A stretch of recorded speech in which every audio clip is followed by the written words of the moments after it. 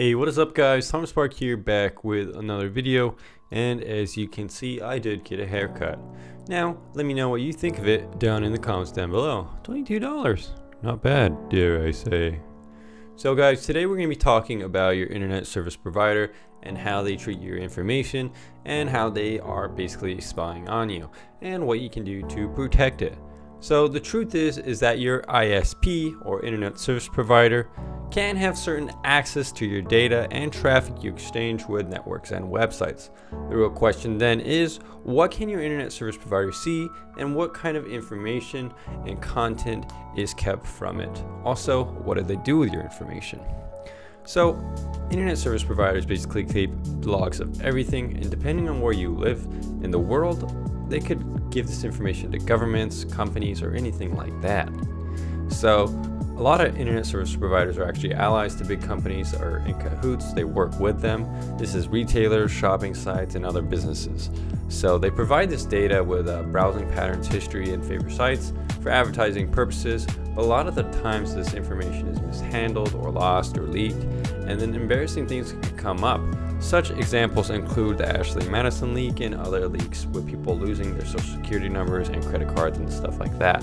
So just remember that your information, if it's stored somewhere else, it could be leaked eventually and give you some kind of invasion of privacy or actually security problem.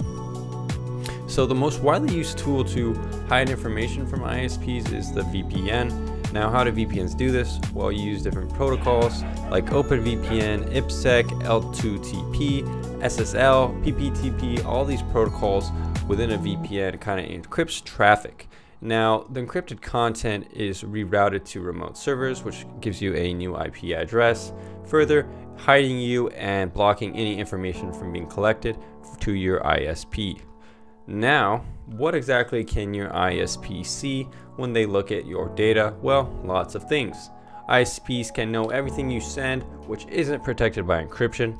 Internet companies and providers collect metadata, which is any set of data that describes and provides information about other data.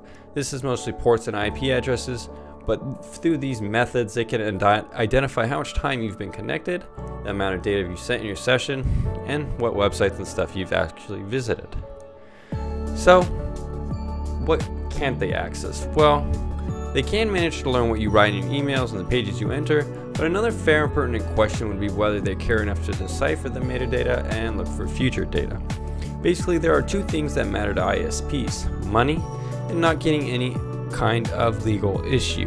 The former is why they sell your traffic and most visited web pages to the highest bidder, and the latter is why many of them, especially in nations with heavy internet censorship, keep logs of your data.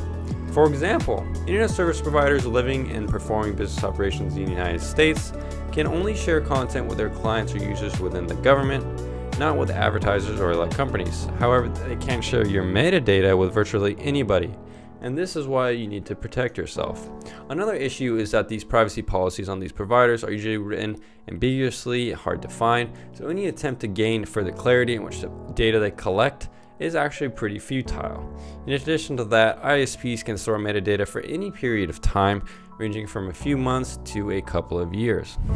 So again, what can you do to protect yourself from your ISP? What can you do to stop them from collecting this metadata? What can you do to stop them from collecting your traffic and selling it to the highest bidder? Basically, ISPs in the United States, especially now, are going to be considered much more the bad guy, I would say. The reason being is that they have less regulations and laws protecting the consumer and more ways for them to use our data to basically make more money and use our information how they see fit. So you're going to really need a VPN soon, coming up in the near future, if you're not already.